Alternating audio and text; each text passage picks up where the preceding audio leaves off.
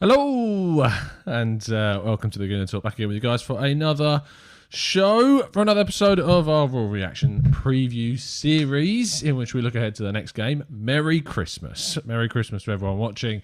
Thank you so much for tuning in. I'm well aware that a lot of people will be obviously at home and in a fairly small group of people, especially if you're in the UK. So I send you my best wishes and hope you can still have a fantastic Christmas in your small groups. Tier 4 over here, so I'm one of you guys for sure. So very small Christmas, but it's been a crazy day. I say day because last 24 hours or so. Christmas Eve. If you hadn't seen some of the tweets coming out from the account, I'm now engaged, which is a weird thing. I say weird. I mean, no, I knew it was happening for the last 2 months, but still very strange. And yeah, thank you for all of the messages. Honestly, it's been a little overwhelming yesterday. I tried to reply to, I think I've managed to get everyone. If I haven't, send me a DM with the tweet that I've not replied to yet, and I'll definitely get back to you. But yeah, thank you ever so much. Thank you to the guys on Discord server. I haven't been able to check the Discord server too much since yesterday because, as I say, it's been absolutely mental trying to reply to everyone and still maintain being around the fiance at the same time, of course. So yeah, it's been crazy. Thank you ever so much for all of your messages. I didn't want to say this during the show. I want to kind of keep the show separate and different, although I'm sure there'll be questions a little bit later on.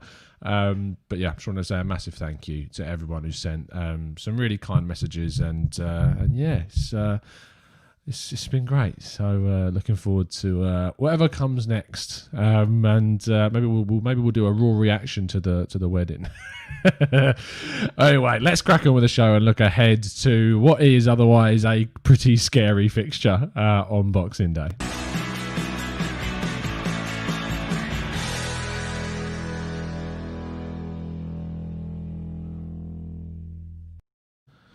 So as we'd like to start off the show, we'd like to look, of course, and thank you everyone in the chat box, by the way. I can see all of you. Thank you ever so much, and Merry Christmas. Thank you for tuning in. We'd like to start the show by looking at the opposition's lineup. So let's kick off with that. Annoyingly, the border is kind of, I mean, let's change that border because that's just not very professional, is it? Let's change that. There we go. So it's hard to pick the lineup for Chelsea because there's a couple of injuries, there's a couple of questions. Chilwell is out, Reece James is out.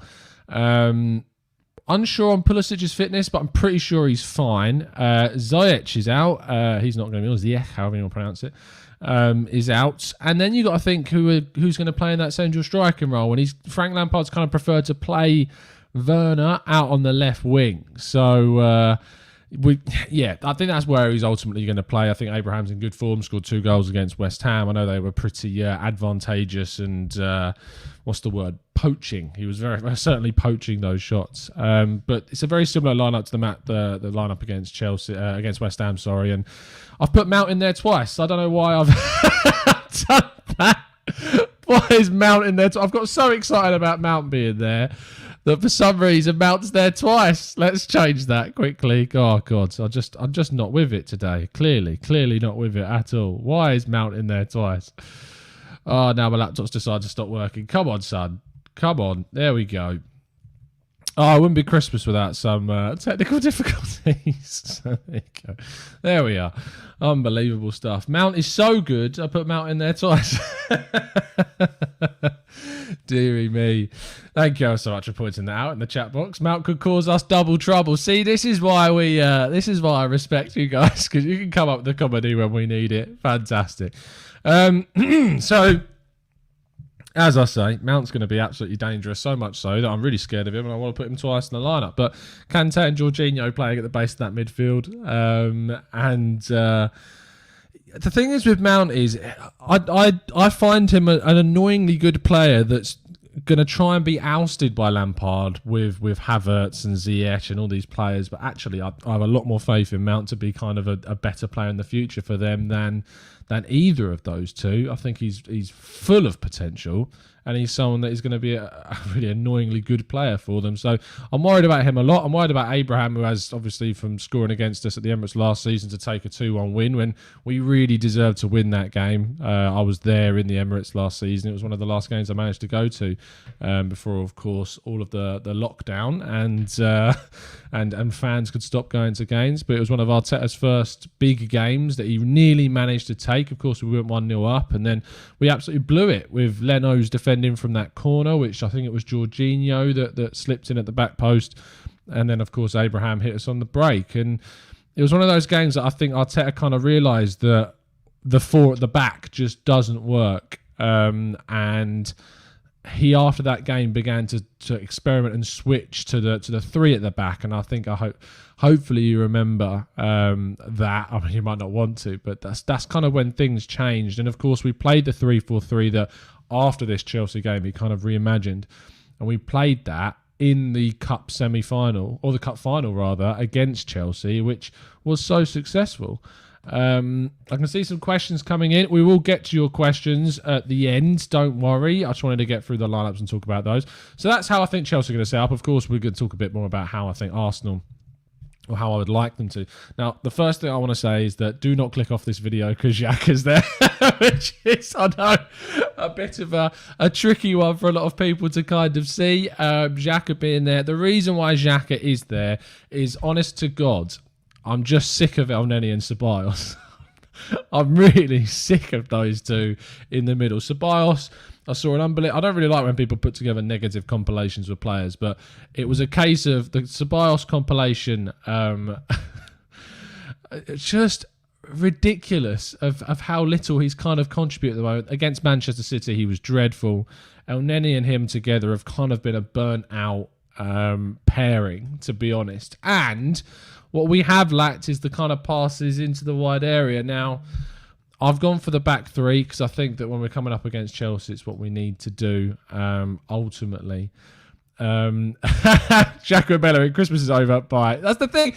The thing is that our squad is so thin right now in terms of like quality that we need to rotate players.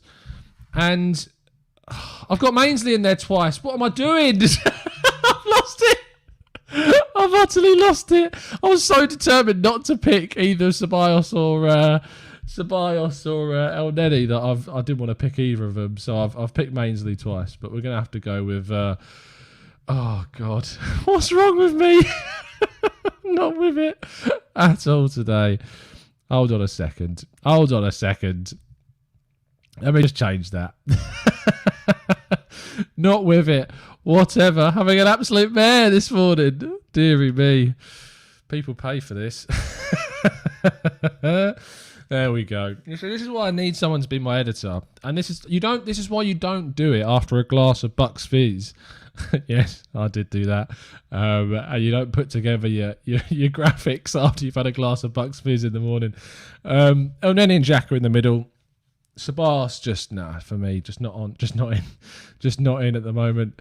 You love him so much, Mays is in there twice. Mount and Mainsley got twin brothers, says Alex. Deary me. Is that the fraud? No, it's much better. It's the fraud's disciple, says Mark.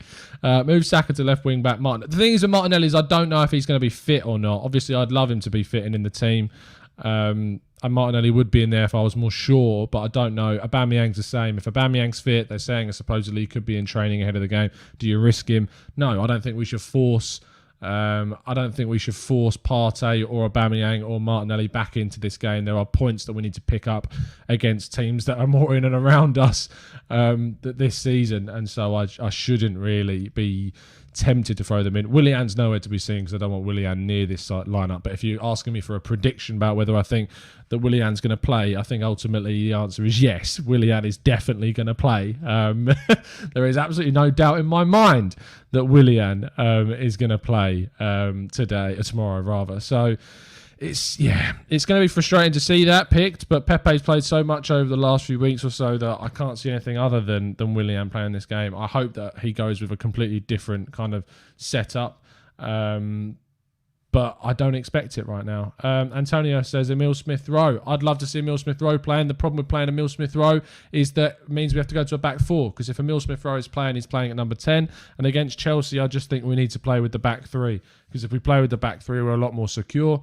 If we play with the back four, I don't trust it. I just do not trust a back four at Arsenal without Partey being in the midfield to kind of protect it. I'm just really worried about Chelsea on the break with the amount of attacking quality they've got hitting us if we do play with a back four. If we do play with a back four, though, then of course I'd love to see Emil Smith-Rowe playing in that number 10 position. Do I think that will happen? No, of course not. Emil Smith-Rowe is not being picked by Arteta. He's not being trusted by Arteta. And part of me is a bit like, I wonder and I wish that some people would ask some of the questions surrounding why he's not playing. Why are you not picking a player that so clearly we need central creativity? He's our only natural attacking midfielder that can play in the middle of the pitch. Why is he not being picked? Why are we not putting more faith in him? He showed something in every single game that he's played, and yet we're still not playing him. That is what really frustrates me about Emil Smith-Rowe, is that we could play that formation, we could play him, but I just know deep down that ultimately that's not going to happen. I'll be shocked if he does end up playing. So that's my lineup. Let's move on to predictions and questions. So if you've got a specific question for the last 15 minutes or so of the show, feel free to throw them in. It's Christmas, so go wild with your questions, people. Up for talking about whatever. So Ao Kiji says, I don't know why Marie isn't playing. I hate to see Tierney at left centre-back. He's a left-back. Shake my head. Arteta needs to go. I saw a question earlier on asking if I would sack Arteta and bring in Thomas Tuchel. Here we go. Dazza. The answer to that is no. I don't want Thomas Tuchel anywhere near this club, to be honest. It's not just a case about not sacking Arteta. I mean, I'd happily move Arteta on if you were telling me that a really good manager was coming in. But no, Thomas Tuchel, I saw when the news dropped yesterday, I knew immediately that there was going to be a huge clamour for us to obviously go and sign and get and appoint Thomas Tuchel. But it's just the wrong decision. It's just the complete wrong choice for Arsenal right now, is you've got a coach that's managed at Borussia Dortmund and did a semi-average job there, not as good of a job as Jurgen Klopp did. He went to PSG because they could get him and there wasn't really anyone else available at the time.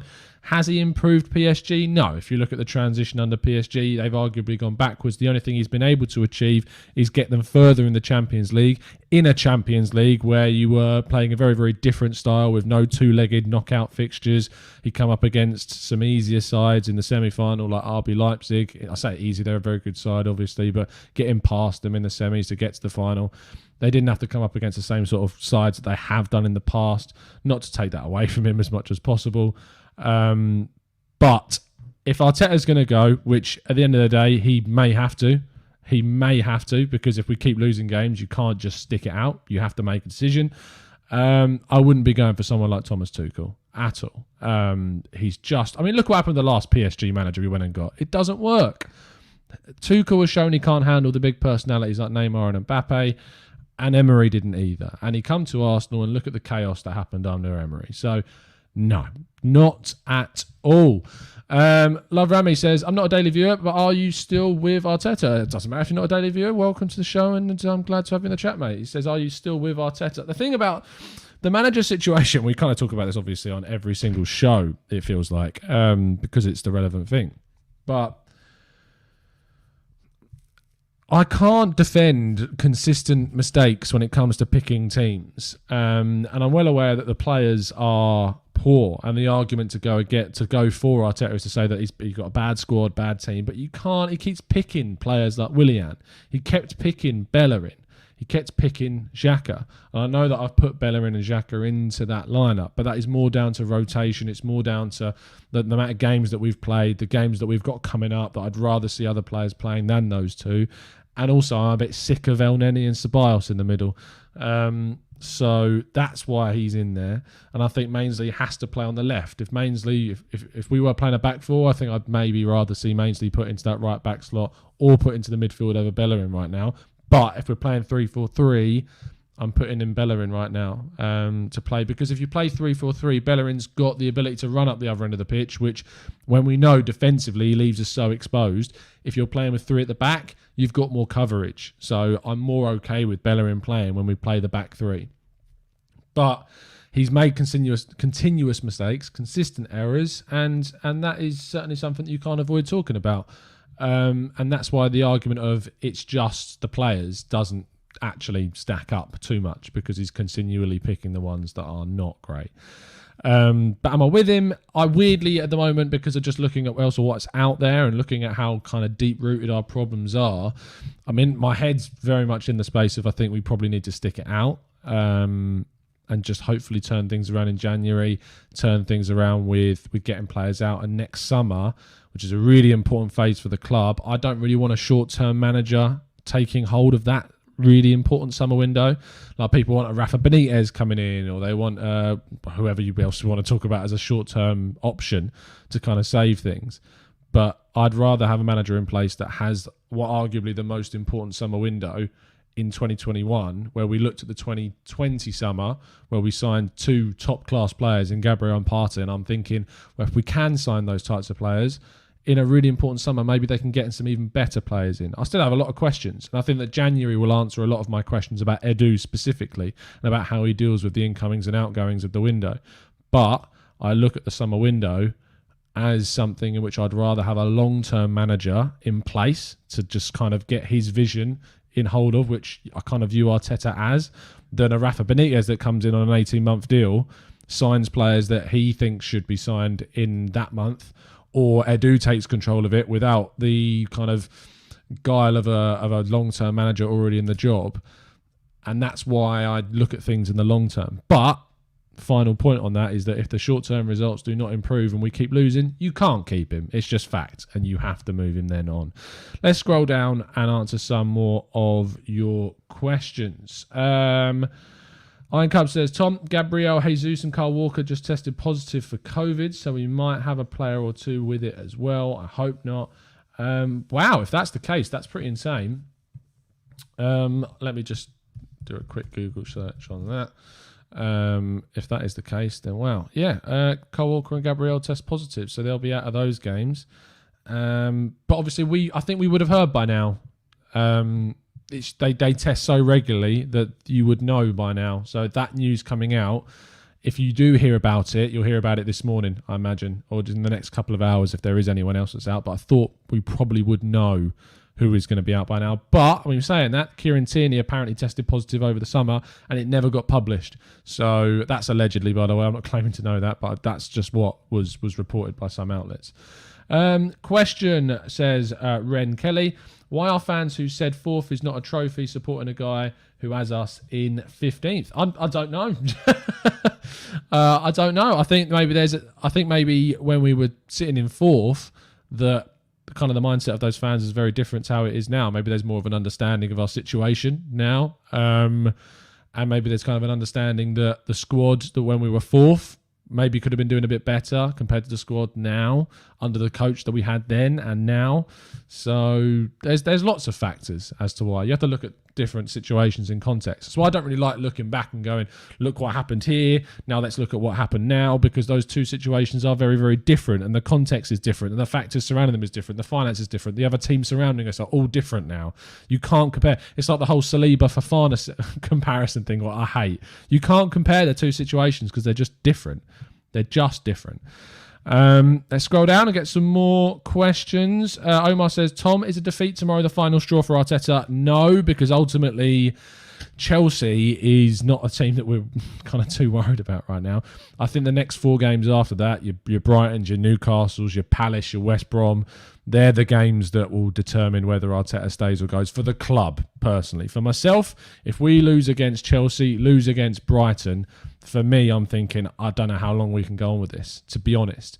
But in terms of where you kind of go after 4 games, I think maybe that's if we lose, if we pick up like a couple of points across those games and January doesn't go too well, the club maybe turn around and say, we can't deal with this anymore and we're going to have to let you go.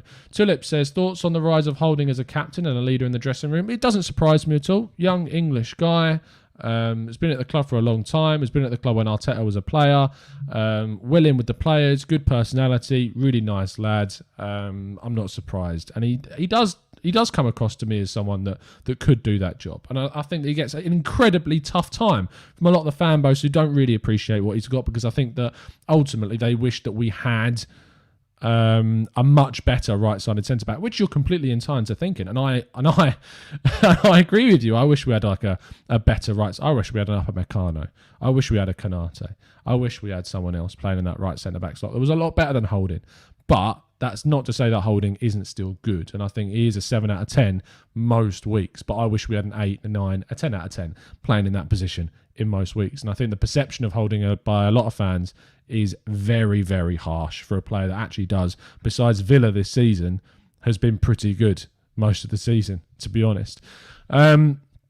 Mohammed says Arteta should have done what Gerrard is doing now at Rangers before managing Arsenal. Maybe, but that's not Arteta, is it? I mean, that's when you can criticise Arteta for having a lack of experience, but you can't direct that criticism towards Arteta, because Arteta didn't employ himself. He's the one that was employed by the club. So if you want to criticise the fact that Arteta is inexperienced, aim that criticism towards the people that chose him as manager. It's not Arteta's fault that he's in this job. You have to aim that criticism towards the people who picked him for that reason. It just makes sense. Merry Christmas, Dan. Good to have in the chat, mate. Thank you, mate, for the congratulations. Appreciate that. And Adsy, thank you ever so much, guys. AD8 says, in my opinion, there was a plan concerning youth players this season in Arteta's mind for better long-term future.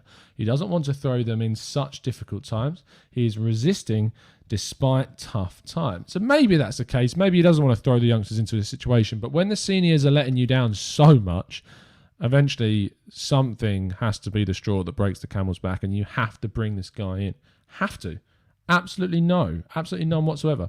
Hope Guillen says the arrogance of this football club. I think there's arrogance at the club. I think there's arrogance amongst the fan base. I think there's arrogance everywhere throughout Arsenal. I think that word arrogance perpetuates through this club so much. Be it club, be it players, be it coaches, be it fans. That word goes through everything at Arsenal, and it's a real big shame.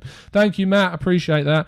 Hams says, Mark, what can Lampard learn? Probably winning the FA Cup. Anything else? No. He will learn how to get relegated. That's very harsh. Joe says, Lampard is better than Arteta. Give Arteta Lampard's team. Arteta is mid-table. He's tactically better man manager, better in-game management. He's better at everything. And I don't actually agree with that, to be honest. I think that Arteta would do quite a lot with Frank Lampard's squad that he's got at Chelsea. I also think he would have done quite a lot if he'd had the ability to spend 200 odd million quid at Arsenal in the summer. So I think that Lampard's done quite well. I think that you can't discredit what he's done, but I think that he's still got flaws in his game, for sure. I think they're very different situations. I think he's got very different backing. I think he's got very, very different players. I think he's got a very different mindset around the club, and he doesn't have to deal with some of the problems that we've had to face at Arsenal. But it's just completely hypothetical at the end of the day. So we can't ultimately say categorically which one's better than the other.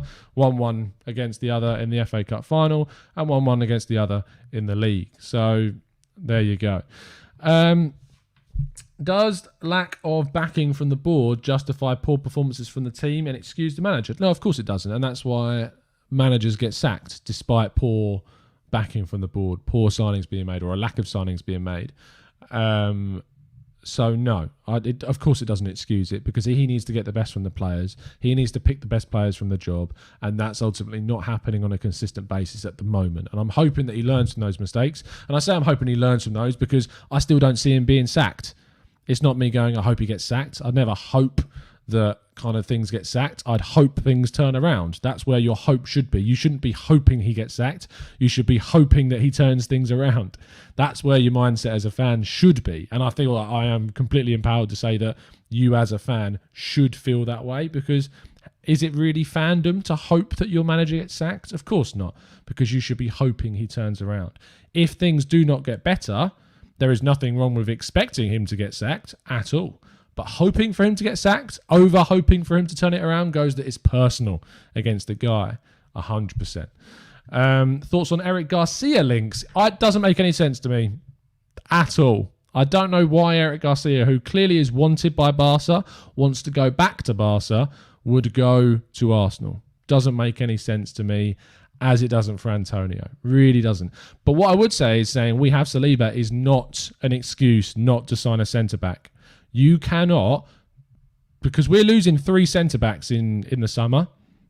We're losing Socrates, Mustafi and Luis. Those 3 are not to be replaced just by Saliba. Bringing in another centre-back is completely, legitimately right. You cannot say that it isn't, and you cannot say by signing a good player, you are like it's going to stunt Saliba's development. What is that? If we can sign a better centre-back than Saliba, fantastic. Play him. Trust me, Saliba's looked good in the youth side, but he's not looked world-class. And if you've got the option between signing a young world-class player that might prevent Saliba from pushing through, that's fine, because we'd have a world-class centre-back. There's kind of this whole cult following around Saliba for me, that fans are so desperate to see Saliba play that what actually could happen is that they're willing to say, no, I don't want a world-class centre-back to come in because we've got Saliba. Like, it doesn't make sense to me at all. Like, surely you would have a world-class centre-back in his mid-20s come in rather than saying, well, I don't think we should do that. I think we've got Saliba and we should allow him to kind of push through. Does that make sense? I hope it makes sense. Merry Christmas, and Kem, thank you for tuning in, mate. Would I take Tuchel? No, I've kind of covered that, so we will move on quickly. If you want to find out why, I did talk about that earlier on. Eag says, we need a massive clear out and a massive investment if we need to create a decent squad. We need at least 6 new great players. And I think that Arsenal have the summer capacity to sign 5 max really good players because of how many people are leaving, how many people we could sell, how many people we could get in. I think there's the capacity to do that in the summer in combination with whatever we choose to do in January. So that's interesting. Ironcome says, Tom, if we sign a right centre-back, it should be a proven one. If we sign another prospect like a Garcia, then that's definitely weird. That's where I agree with you. Signing a Garcia would be a weird signing considering Saliba coming through. Signing an upper Meccano, which I don't expect us to do, but that type of signing, that quality of signing, that makes sense. But signing a young centre-back that's not proven, that's not already a really good defender, that doesn't make sense to block the path of Saliba.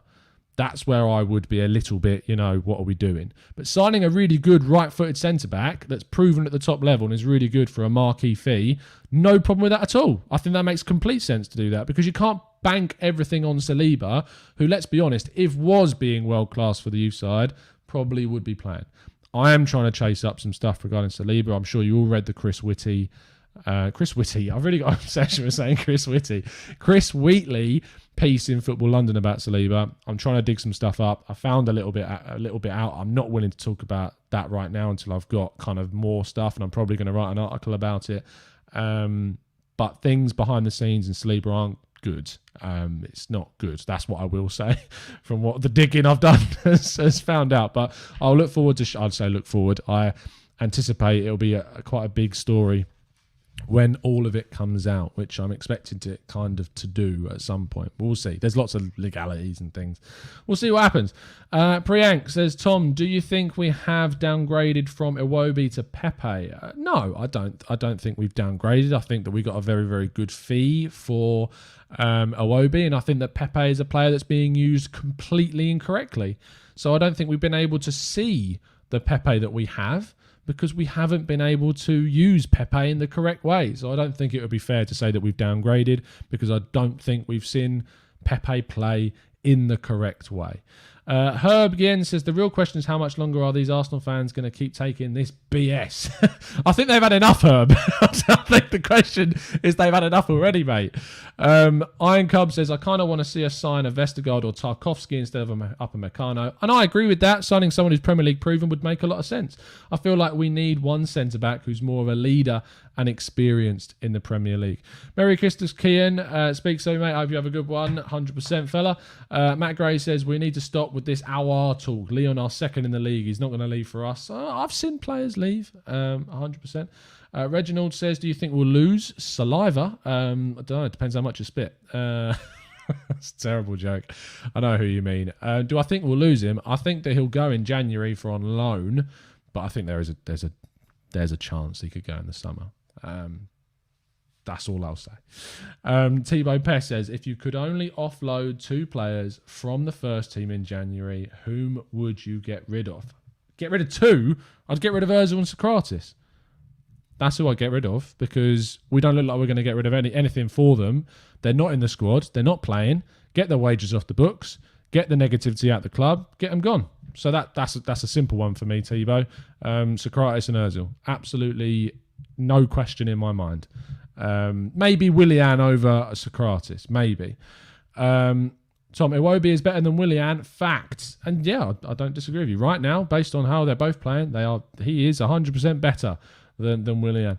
Iron Cub says, what really annoys me with Pepe is that if we sell him and he goes to a team that uses him properly, he'll look world class and our fans will complain again. And I agree, and that happens quite a lot. Like, you look at Oxlade-Chamberlain at Liverpool, finally used in a central midfield position, fantastic engine, great box to box, really good kind of in the final third, in the middle of the pitch. We never used him there on a consistent basis. We only used him out on the wing, and we don't really do well with our wingers in recent history. Like, you look at the likes of Arshavin, didn't do that great in the end. Pepe is another example. Theo Walcott, we could have pushed him into the middle. Scored a lot of goals because he was with us for a very long time. Reece Nelson, the way we're handling him. Willian coming in. Even Saka, I feel for him at times, could be used in more of an advanced role. And Aubameyang, arguably, too, was pushed out into a wide position because we signed him after we signed Lacazette. So, historically, Arsenal and their handling of wide players in the last decade has been pretty poor, if we're being 100% honest. So much so that we've had to play Ramsey and Ozil in wide positions in the past, if you remember those days. Thibaut Pest says, what happened to Reece Nelson, by the way? Does anyone know? The situation with Reece Nelson is... it's complicated. He had an injury. The club wanted him to go in the summer. They wanted him to go on loan. That didn't happen because Reece Nelson, effectively, from what I'm aware of, told the club he wanted to stay and fight for his place. Fair play to the kid. Has he been given the opportunities that maybe he deserves? No. He's got very frustrated at times, but still very determined to fight for his place. The club, I think, will look maybe to move him on in January in terms of a loan deal. I think they'll do that for a couple of players because I don't think they're going to be able to give the time to Emile Smith-Rowe. I think he will be one of those players they look to give a loan in January as well. Emile Smith-Rowe, maybe Balogun, depending on his contract situation. If they sign him to a new deal, I think they'll probably try and loan him out. If they don't sign him to a new deal, he'll probably just stay until the end of the season, then he'll leave on a free. But the situation with Reece Nelson is very much that he wants to fight for his place, but the club are kind of thinking where they're going to put him in, and he needs to be playing, so they probably will look to loan him out in January. RY says, why would Arsenal keep Ozil, Socrates if they don't get sold in January and if not in our squad? Surely just terminate their contracts. And I agree with you, RY. They should terminate their contracts. They should move them out. They won't choose to do that because they'll probably look to spread the cost of them over the entire rest of the season, and it probably costs more to terminate their contracts early because they have to pay up any kind of possible bonuses and stuff like that. So I don't expect them to be terminated, but I still agree with you. I think it'd be smarter if that we had this kind of the surplus funds, that it would be the right thing to do to get rid of them. Antonio Banks says, Tom, it seems to be that Arteta doesn't rate Saliba. I don't think that Arteta kind of rates Saliba anywhere near as highly as what our recruitment team did when they found him. Kajagawa, for instance, the guy that scouted Saliba. And no, I don't think he does. I don't think he does rate Saliba as highly as the previous management team and recruitment team did. No, I agree with you. Iron Cub says, Arteta talks about fighters, then you have a player who refuses a loan to fight for his place and doesn't get a chance. Yeah, I mean, it's hypocrisy. It is hypocrisy. Ren says, I think some fans are not as angry as they should be. Maybe. I also think there's a level of kind of, in a way, some fans are more emotional than others. That creates very good content. So yeah, you may see me a little bit angry tomorrow. I'm breaking my what's the principle that I stood by? I said that I kind of never would do a watch along on the channel, which is not going to happen. I'm not doing a watch along on the channel, but I will be doing a watch along with Hugh Wizzy if all things go to plan. So I'll be jumping on with Hugh on his channel tomorrow for the Boxing Day game, for the pre-match and during. So tune in for that. There'll still be a Raw reaction show on my channel straight after the game, but during the game, before the game, I'm going to be with Hugh. So that could be That could be interesting. It sounds like a bit of fun on Boxing Day, and because we're in kind of lockdown, and I thought it'd be quite cool to do that. So, I'm going to jump on with Hugh. If all things go to plan and the technical things get sorted out, no promises, but that's what the plan is right now. So, I'll be on with Hugh on his channel tomorrow for the Boxing Day game. So make sure you tune in for that. Matt Alexander says, any advice on proposing? Thinking of doing it next year. Congratulations. Matt, I can't give you any advice specifically because you just need to do it in your own way. Everything that went down for me yesterday was very personal and very kind of specific to us, the location, where it happens, the help I got, the plan that's been in place for like 5 years. So it's just personal to do you, Matt. So do it as personal as you can and make sure that it's something that links between the two of you. But thank you for the message. Franklin says, that's going to be a good one. Yes, it is. I don't think I can match Hugh's kind of, what's the word? Further, I can't match Hugh's intensity, but I'm certainly animated during games. Less so recently because of how things have been, but with Hugh there, it probably will dial everything up to 11. So make sure you tune in for that on Hugh Izzy's channel tomorrow during the game. The number one Arsenal watch along no one gets more watch along views than good old Hugh. So make sure hundreds of thousands of people tune in. So make sure you do tune in for Hugh's show. Thibaut Pest says, I missed that. Congrats, mates. No problem, mate. Thank you ever so much for the kind message. Absolute legend. Alan says, what do you think of a pairing of Luiz and Partey? I don't know what this obsession of Luiz playing in midfield is. I don't understand it. He's never been a centre defensive midfielder throughout his entire career. He's played there on a modicum of few occasions, and has never really done enough to make it the manager ever go, you know what, Luiz has played in centre defensive midfield, let's continue to play him there. No, he's always gone back to playing centre-back. Why? Because he's not a central defensive midfielder. Wouldn't play there. It's too slow. I mean, you look at Xhaka, all the complaints that people have about Xhaka, you would complain about the same thing with David Luiz playing there. What's he going to offer you? Height, good passing, but nothing much more than that. What does Xhaka offer you? The passing, but he's still slow. It's effectively another Xhaka. So I don't know why the obsession with playing... I don't really know what the obsession with playing him there is, to be honest. So, but I appreciate the question, and hopefully you appreciate the answer. Joe says, what Mikel Arteta rates with a grain of salt. He doesn't know what talent is, seeing as he rates some of the pretty poor players like Luiz, Mustafi and Willian and so on. Maybe you learn from your mistakes, hopefully, so maybe he will turn things around. Ren says, you are very calm for here. Yeah, there will be a couple of drinks for sure. But it's going to, Hugh will definitely be outmatching my enthusiasm in terms of how vocal that is. But I'll be trying to bring the old TGT level-headed vibe that I can. So that'll be fun. Luiz every day is a daily red card there. Edward says, Tom, going to ask to throw a chair. Gane says, Tom, you don't rap. Does he rap during games? I can't rap. I definitely can't do that. How will you manage? Or is there another you in the fridge? Well, yeah, I mean, you've seen me after games. You've seen how angry I can be in the horror reaction. So, but I won't be rapping. I can't do that. I mean, speaking of which, please do check out Raf, who obviously comes on the show quite a lot. He did a freestyle on Twitter and it was unreal, at Messi Music, ending in a K. Make sure you check him out on Twitter. Fantastic freestyle about Arsenal's current situation. Utterly brilliant. I couldn't quite believe what I was listening to. It was mad. Rin says, if Arteta changes nothing and we don't pick up a reasonable amount of points in the next 4 games, we need to seriously question how much longer we allow Arteta to say. If he doesn't change things and he's expecting different results from doing the same thing over and over again, you can't complain at all. Iron Cub says, have you seen the compilation of our kickoff? It's the same every time. And hasn't. Yes, I have. We kick it back and we kick it long. And other than that, Lacazette kicks it off the pitch. Keep the ball. Bring the opposition onto you. Pass it around and play it through. Like we're liking to kick the ball out from a centre of the pitch and we try to play it out from a goal kick. Can you see how backwards that is? Ridiculous. Ren says, I genuinely think Arteta lost the dressing room by alienating players like Guendouzi, Ozil and Socrates. I agree with you. I think that he's handled some of those situations completely in the wrong way. I agree with in the sense of getting players out of the club that are bad influences, but the way that it's happened, and from the way that things are apparently not being explained to the players coherently, that's not good. That is not good. Colin says, do you see Arteta turn this round?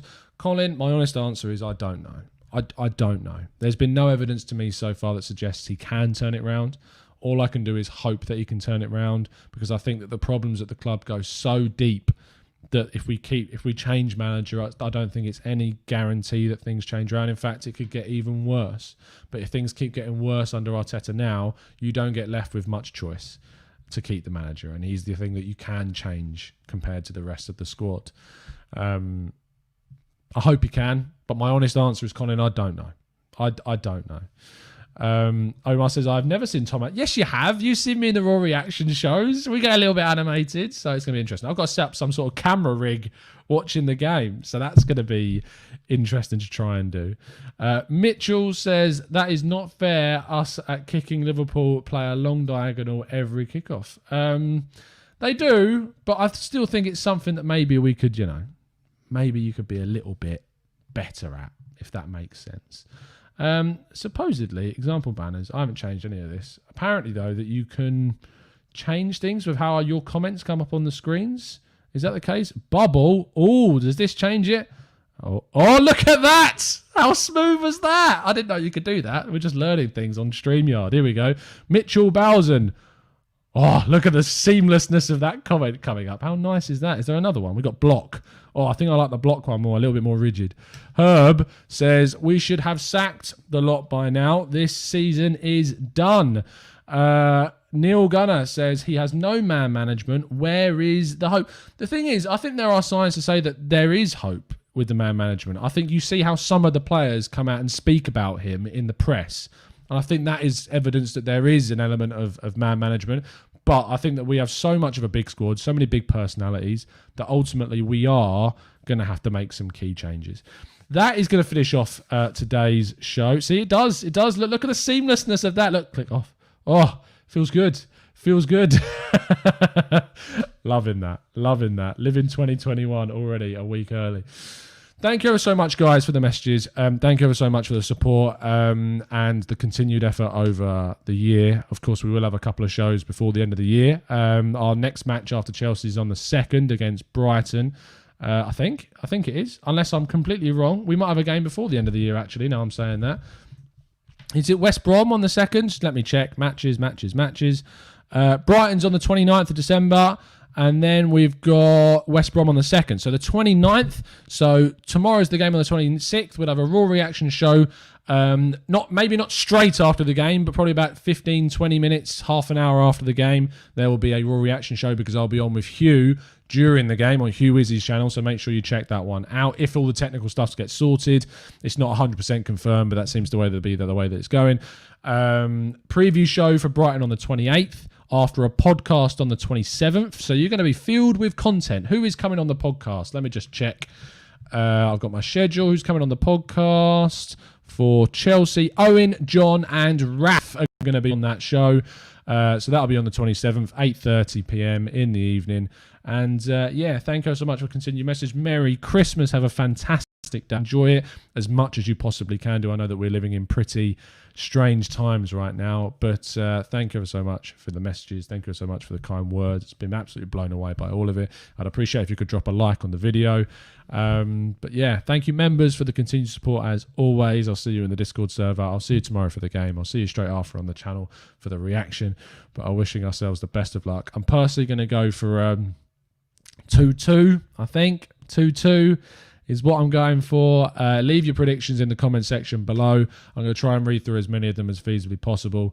But yeah, and Emi Buendia tactical breakdown is coming eventually. We will get down to it. I'm still waiting to get back from an expert from The Athletic on Emi Buendia. All of the graphics are done, the stats are done, the video is ready to go. I'm just waiting on the expert insight. So that will be coming. So don't worry about that at all. Have a fantastic day, people. I'll see you again very, very soon. And as always, up the arse. Oh, where am I going? Here we go. Thierry Henry shirt for Christmas. Matching that picture. Not too shabby. See you later. Have a good one, guys. Merry Christmas. And as always, up the Arsenal.